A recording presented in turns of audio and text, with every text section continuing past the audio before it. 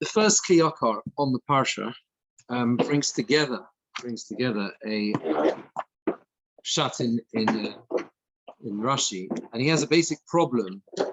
He has a basic problem with a very famous Rashi at the beginning of the parsha. Rashi says, "Im lovon garsi." And Rashi said, and why does it say? It's on Pasuk Hey, Parak base Pasuk Hey, right? So he tells those he's going to send to the Malachim, he's going to send to Esau. He says, "Your servant Yaakov says, Im lovon garsi v'echar data been delayed until now." So Rashi says two explanations. Number one, I'm a stranger. First pshat in Rashi is, it's not worth it. He says to Esau, it didn't happen. So all of the jealousy and all of the things that you detest me about, the fact that our father blessed me, you should be mighty over your brother or whatever, it doesn't happen. And Dova Achas is Rashi Garti begematria Taryag. Garti is the gematria Taryag. Klomar, very famous words in Lovon Rasha Garti b'Taryag Mitzvah Shamarti.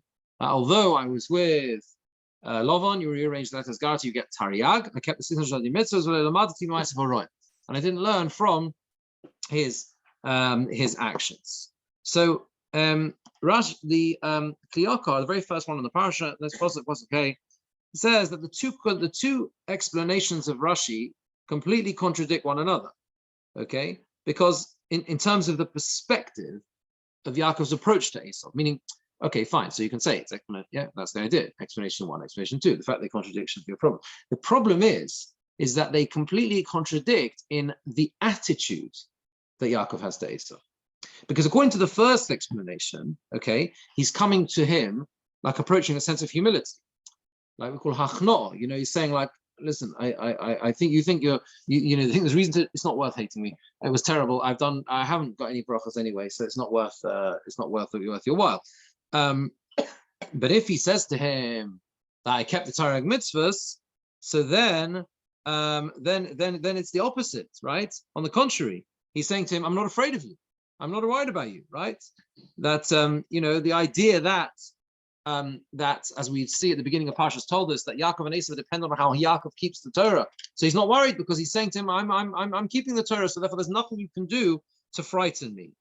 And he also says, it's difficult to understand why he calls him my master. Yaakov refers to himself as an Eved, and Esau is the master, is the Adoni the whole way through, and all the other things that he does, right?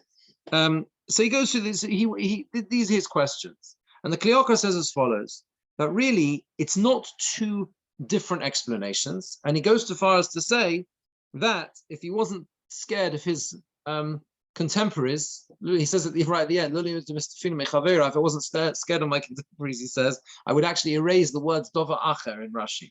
The way it's another explanation. He says it's all one explanation, really, right? What's going on in Rashi. And he says like this. So the second paragraph, the third line, this is the explanation of the matter. Yaakov sent him saying, I stayed live with Lovon. I didn't become anyone important, I was a stranger. The brachas did not were not fulfilled in me. He wasn't coming to contradict, obviously, what his father had, the brachas his father had given. And this is what he was saying. When he gave me the bracha, he thought I was Esau, and it was in that regard that he gave me the bracha. And the deception that I did didn't help. It didn't help. This is a phrase which basically means he doesn't yet get to enjoy the benefits of his work. Right, the idea that which he gave his father to eat, through which the food that he gave, through which he was able to achieve the brachas, this wasn't something which was ever fulfilled, because he blessed me on the condition that I was Esau. Person doesn't touch ever, Yaakov was saying, anything that is meant for someone else. And my father was giving me the brachas on the basis that I was Esau. This is what he's saying to Esau, right? And actually, he meant Esau. And that's what will happen, he was saying to Esau. And the proof is, because it hasn't happened. So the proof that it goes after my father's intention and not my intention is the fact that I haven't actually benefited from these wonderful brachas that were supposed to affect me in this world. That hasn't happened, right? If you're going to say that really they're going to happen to me, really the brachas are going to happen to me. You're going to say, you know why I haven't got into this position? You're going to say it's only because I didn't keep the Torah, and that's why I haven't merited the brachas yet. Because the brachas were conditional based on keeping the Torah, and you haven't done that. It's not true. I kept the Torah mitzvahs, and even so, I didn't become anyone important. It must be that whatever I do doesn't help, because ultimately the deception has not helped me, and the brachas shall be on the one whom Yitzchak intended them to fall. And therefore, he said the word garti, which includes both the sojourning and the Torah mitzvahs. Even though I kept the Torah mitzvahs, nevertheless, I'm still a stranger in the land, and that is why. And I haven't received the brachas. So that's that is how the Kli Yakar is saying. In other words, what the Kli Yakar has done here has explained to us that Yaakov, in fact, has a singular approach to Lavan, to Esau. He doesn't have two separate attacks, which is, tactics. One is that it's not worth it, or the other one is I'm really powerful, so don't touch me because I keep the mitzvah. He's not saying. He's saying that his whole approach to Esau is one and the same. Ultimately, he says, I'll prove to you that the brachas ultimately will only go to the one who my father intended, you. Why? Because I haven't. That hasn't happened, and I'm not in a situation where I've merited those brachas, and it's not because, right, I didn't keep the Torah, which is the obvious reason. You'll immediately suggest, yes, of course, he didn't get the brachas, he didn't keep the Torah, and that was the deal. Like at the beginning of told us, it depends how you weigh Yaakov and Esau. The relationship is based on how Yaakov behaves, right? So that's what the Kli Yakar says. And it occurred to me that perhaps the deeper, if you like, an underlying message in what the Kli Yakar is trying to get across to us here is that fundamentally Yaakov's approach to Esau is that everyone gets what Hashem wants, no more and no less. Your ultimate and your hatred for me, he's saying, right? The depths of your hatred for me is fundamentally based on the premise that what happened was unjust. Right? That's why you detest me. I took the brachas from you, and therefore you pursue me. Therefore you hate me. What is his response? Im lovon garti. Look at me. Look at me. Have I got anything? Not a hairbreadth more than I was supposed to get. Did I get? Right? Whatever actually, in other words, whatever happened with the brachas. Yeah. The way the Kli Yakar is explaining it is his justification to Esau is it was only going to be for those who it was meant for, ultimately for you, Esau. But the point is that nothing is going to happen unless Hashem wants it to be, unless you deserve it, unless Hashem decides it's for you. And therefore, the fundamental premise of you being upset with me is wrong. It's just not right. It's just not. It's an incorrect approach. It's an incorrect approach because we get whatever Hashem wants us to get. Was he not blessed though about wealth? Yes. It's a question you can ask on this explanation, which is really a question you can ask on Rashi as well, even according to the simple reading of Rashi, right? Where Rashi says it's not worth hating me on the brachos because it hasn't happened, right?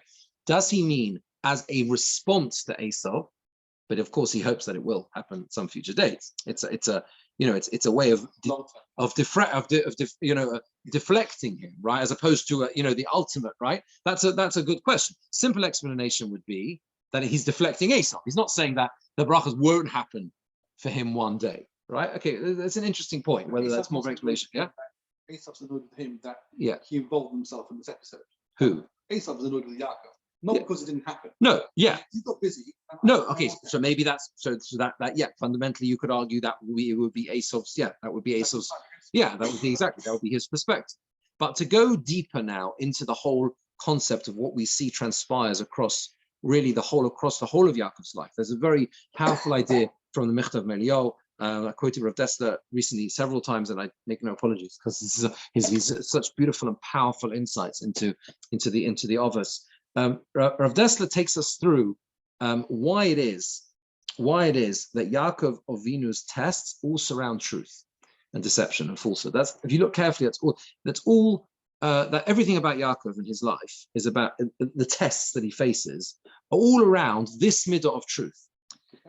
In other words, his midah is truth, and yet he's involved in situations time and time again where he is forced to act in ways which seem to skirt very close to not being true, not to falsehood, right? Yeah, you see that again. He brings several examples, right? Obviously at the beginning, right? You find with the Bechorah, right? Obviously the brachas, right? Same thing, right? Yaakov enters Lavan's house, and what happens? Rachel says to him that her father is very deceptive, so he's going to get the better of you. So what does Yaakov have to respond? Say Chazal, yeah, imikeshtis batol. If you deal with someone twisted, you behave in a twisted way. I've got no choice. I will equal him. Don't worry, I can deal with him.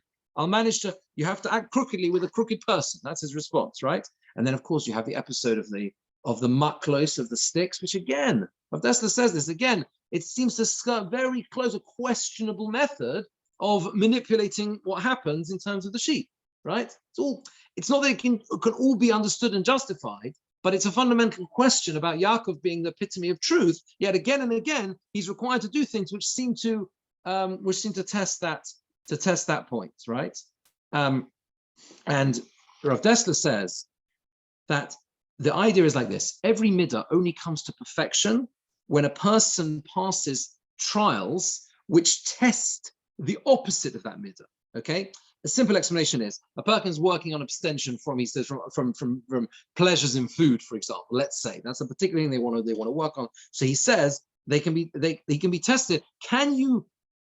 Do you go to extremes, or can you make sure you do eat a good meal, l'shem shamayim, like a Shabbos meal or something like that? You know, you've got to, being tested in that very area is the real test. Or to use a more difficult example, which he brings, is a test in the middle of bitachon, trust in Hashem, could be, for example, where a person finds it very, very difficult to make a living.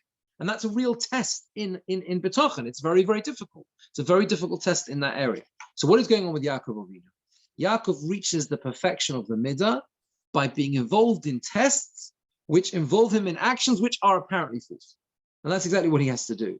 And the aim is that he has to carry out those tests l'shem shamayim, solely for the sake of truth, right? The battle against the falsehood, coming close to it, that brings out the true, the full power of his approach to truth, of his approach to emes, right? The idea being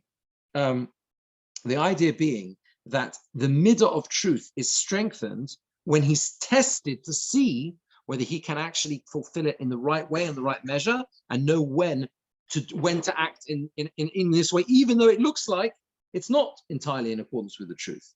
Rav Dessler says that even if that is the case, that he had to pass this test, he had to undergo this. What a tzaddik does is he counterbalances that by using every opportunity to go in the opposite direction wherever possible.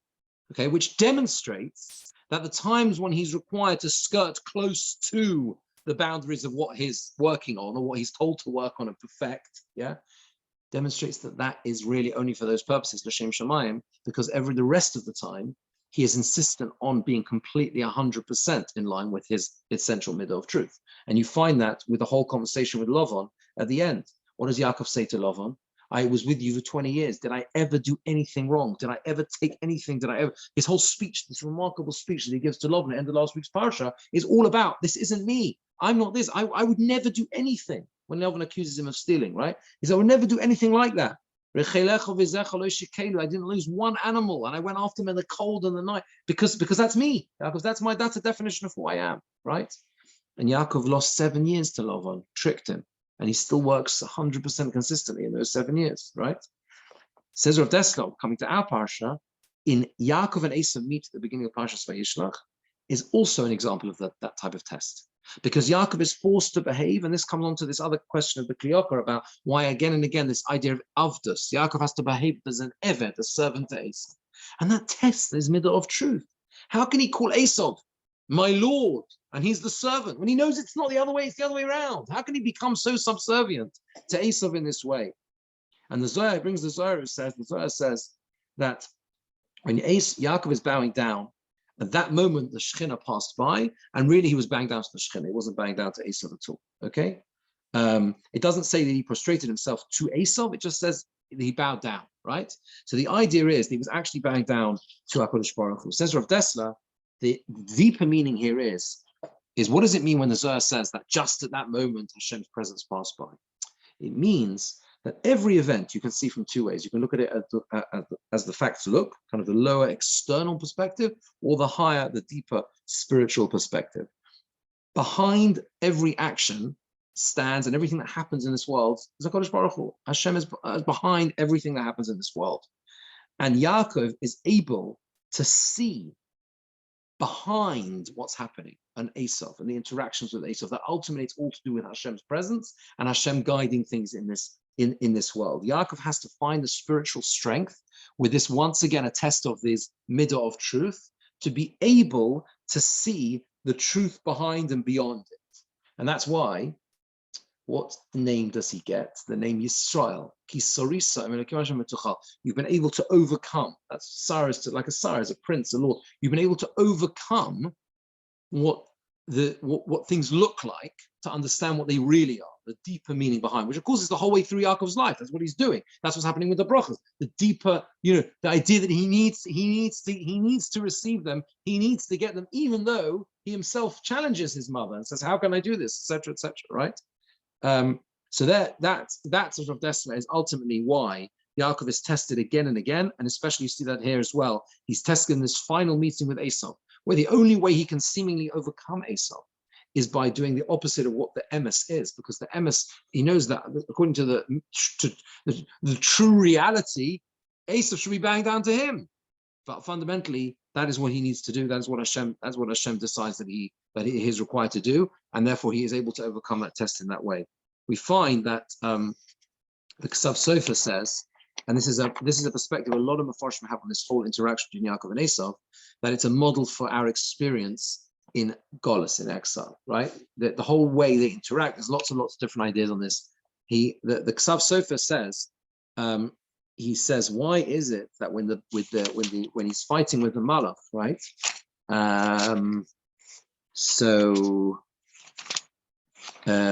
Where is it? Vayivose Yaakov levado, perek lamed beis posach chof hey, and he's left alone. Vayovik ishimoy ada los hashachar. Since Ksav Sofer asks the following question: since it says that he fought him, why does it need to say Vayovik? It says Vayovik ishimoy, and then it says he saw he couldn't overcome him. And he touches kaf yorechoy, vateka kaf yorechoy, and it moves behayov koyemoy when he fought him. So why does it need to say again these words behayov koyemoy? Right? We know that he was fighting with him. What does it mean when he fought him? Obviously, that happened when he fought him. That was the whole thing that transpired, right? And he says also, and he says that Rashi says two explanations on the words behayov koy. One second. No, or Vayovik. Yeah. If you look on the Rashi on Pasuk Chof Dalet, where it says Vayovik ish imoy, a man fought with him, he brings two explanations. It's an unusual word, this Vayovik. Or either it means dust. Avak means dust, right? So they were bringing up dust with their feet. As they were fighting, they caused dust to rise, okay? Or it is to bond together. Yeah, tiskashin is right. When people wrestle, they cling to each other. Okay, says the Ksav Sofer. What is the significance of these two explanations? He says that these are following the concept of Ma'aseh Ovasim and Abonim, what happened to our ancestors is a sign for us. There are two ways in which we face challenges in exile. He says, right? Number one is through decrees against us, decrees of destruction. Interestingly, the Ksav Sofer says kashahoyam milafonim, as used to happen. Already not in his day, in that it's as so much. And he says that what generally happens in this approach is that when we are attacked in this way through those who wish to destroy us, on the contrary, we become closer to Hashem. when we're under such threats, we become closer. We attach ourselves closer to Hashem. As the Pasuk says in Devarim, you return to Hashem your God. That's what we do. And we build walls and we make sure that we are strong in our faith, because we cannot be detached from our faith in that way. But he said there's another danger that we face, and that is